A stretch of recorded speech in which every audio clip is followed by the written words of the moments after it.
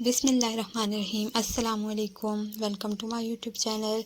बहुत ही मज़ेदार पंजाब की मशहूर रेसिपी है, मिठाई की रेसिपी है। बहुत ही ज़बरदस्त मिठाई बनती है और अच्छी बात यह है कि बहुत सस्ते में बन जाती है। मैदे से 2 कप मैदे से हम ढेर सारे शक्करपारे बनाएंगे। तो आइए चलते हैं, बिना टाइम वेस्ट किए रेसिपी को स्टार्ट करते हैं। लेकिन उससे पहले कि रेसिपी को फुल वॉच कीजिएगा और स्किप मत कीजिएगा, ताकि आपको हर बात सही से समझ आए और आपकी रेसिपी ख़राब ना हो। तो सबसे पहले हम शीरा बनाएंगे। शीरा बनाने के लिए मैंने लिया यहाँ पे 2 कप चीनी।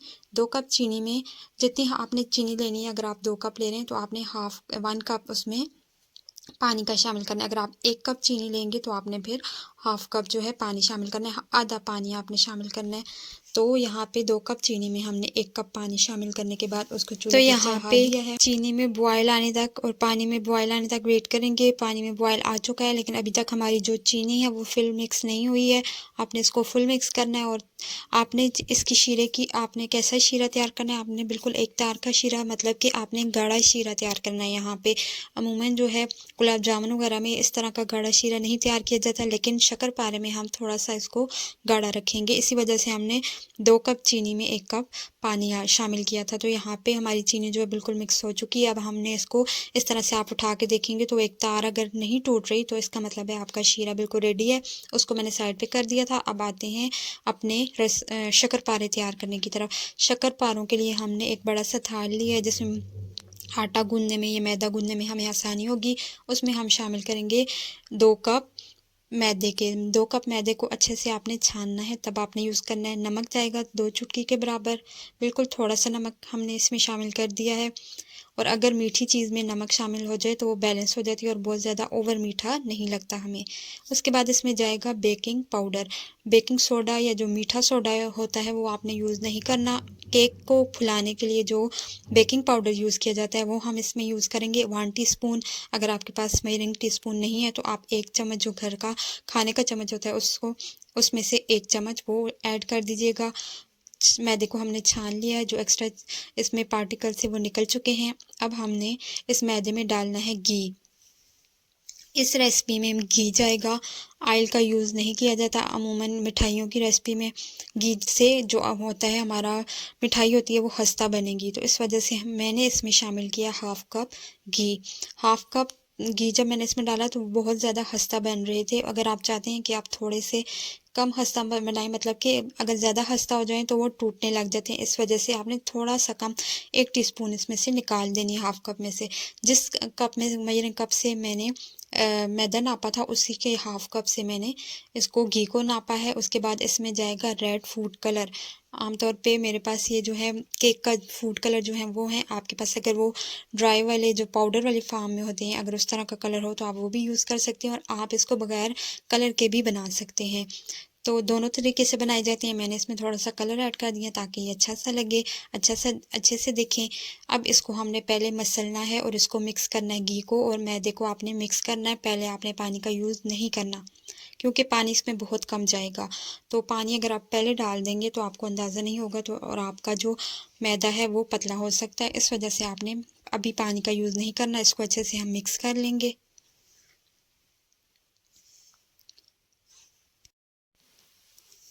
तो यहाँ पे जब आपका मैदा अच्छे से घी में मिक्स हो जाएगा, उसके बाद मैं 1 कप पानी ले रही हूँ और आप देखेंगे कि मैंने कितना कुछ पानी यूज़ किया, क्योंकि इसमें पानी बहुत कम, आपको मैंने पहले भी बताया कि बहुत कम जाएगा। तो थोड़ा थोड़ा करके आपने पानी ऐड करना है और इसको मिक्स करते जाना है। जो ड्राई मैदा है उसको आपने अच्छे से मिक्स करके एक आटा सा गूंदना है। तो उसके लिए हम थोड़ा थोड़ा पानी है वो मिक्स करते जाएंगे इसमें और उसको गूंदते जाएंगे।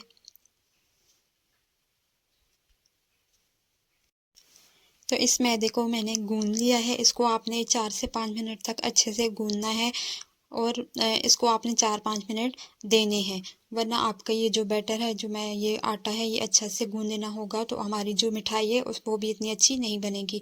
तो यहाँ पे इसको मैंने अच्छे से गूंद के अब इसको मैं एक पेड़ा बना के रख दूँगी। इसको हमने स्टे देना है 10 मिनट के लिए, कम से कम आपने इसको 10 मिनट स्टे देना है, ताकि हमने इसमें जो बेकिंग पाउडर डाला हुआ था वो अपना काम करेगा। और 10 मिनट के बाद हमने इसको कवर करके रख देना है। 10 मिनट के बाद हम दोबारा इसको चेक करेंगे और फिर हमने अपने शक्करपारे बनाने हैं 10 मिनट के स्टे के बाद। तो यहाँ पे आप देख सकते हैं कि पानी बिल्कुल थोड़ा सा 1 कप में से चौथा हिस्सा भी, चौथे हिस्से से भी कम पानी लगा है, तो आपने पानी का यूज़ कम करना है। 10 मिनट हो चुके हैं। अब इसको कवर को हटाएंगे और हमने यहाँ पे अपने शक्करपारे रेडी करने हैं, लेकिन उससे पहले एक दफ़ा दोबारा इसको हमने गूंद लेना है 1 मिनट तक।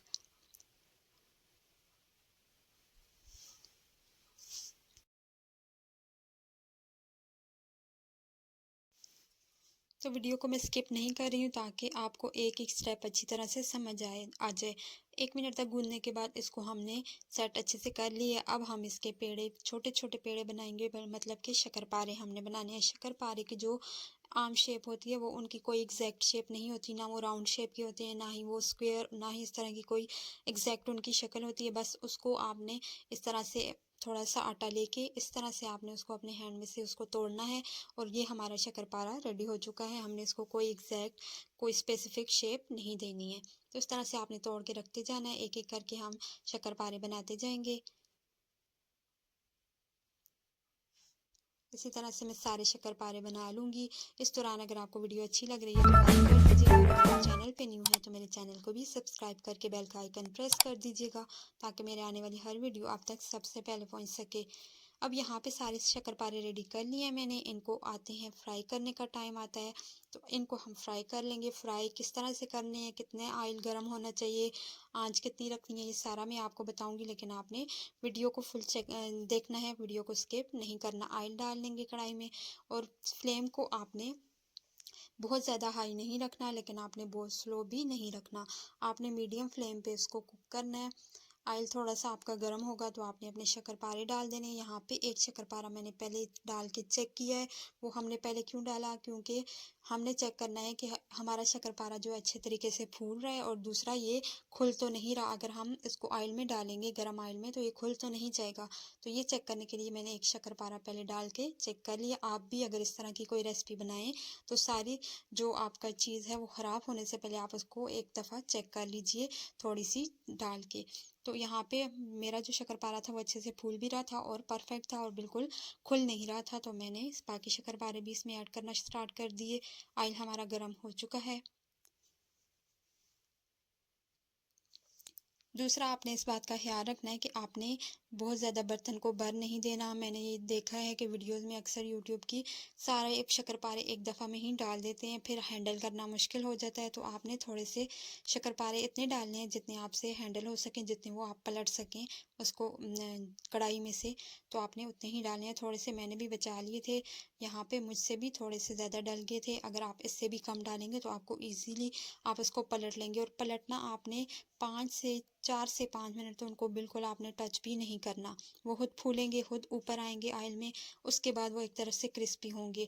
अगर आप उनको दरमियान में इस तरह से छेड़ेंगे, तो जिस तरह से मेरा थोड़ा सा टूट रहा था शक्करपारा, तो आपका भी इस तरह से टूटेंगे। आपने उनको 4 से 5 मिनट तक नहीं छेड़ना। उसके बाद आपको खुद ब खुद उनका कलर चेंज होता नज़र आएगा। आप देख सकते हैं यहाँ पे मेरे शक्करपारों का कलर भी चेंज हो रहा है। जो कच्चे हैं उनका कलर, और जो एक तरफ से क्रिस्पी हो चुके हैं उनका कलर, खुद आप यहाँ पे चेक कर सकते हैं कि वो चेंज हो रहा है। तो आपने जब एक तरफ से वो होने लगे क्रिस्पी, तो आपने उनको, उनकी साइड्स को चेंज करना है और एहतियात से आपने उनकी साइड्स को चेंज करना है ताकि वो टूटे ना। तो यहाँ पे एहतियात से मैं इनकी साइड्स को चेंज कर रही हूँ। यहाँ पे मैं आपको दिखा रही हूँ कि जो कच्चा होगा जिस साइड से और जिस साइड से क्रिस्पी होगा, उनके कलर में आप फ़र्क देख सकते हैं। जहाँ से वो कच्चा होगा वो पिंकिश सा है, और जहाँ से ये क्रिस्पी हो चुका है उसका कलर चेंज होके थोड़ा सा ऑरेंज ऑरेंज वाला हो गया है।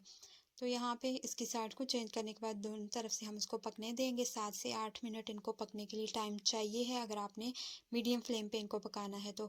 और यहाँ पे ये हमारे 7 से 8 मिनट में रेडी हो चुके हैं हमारे शक्करपारे। इनको हमने निकाल लेना है ऑयल से।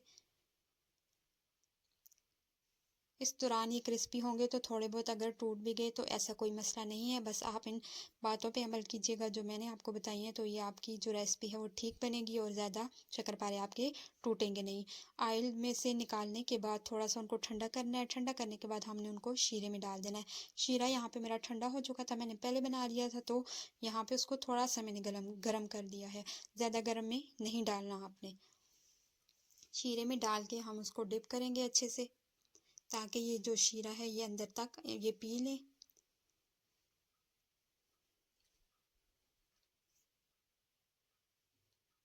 तो शीरे में डिप करने के बाद आपने इसको थोड़ी देर के लिए छोड़ देना है ताकि ये शीरा अच्छे से पी लें और शीरा इनके अंदर तक जज्ब हो जाए। उसके बाद हम इनको प्लेट में निकाल लेंगे।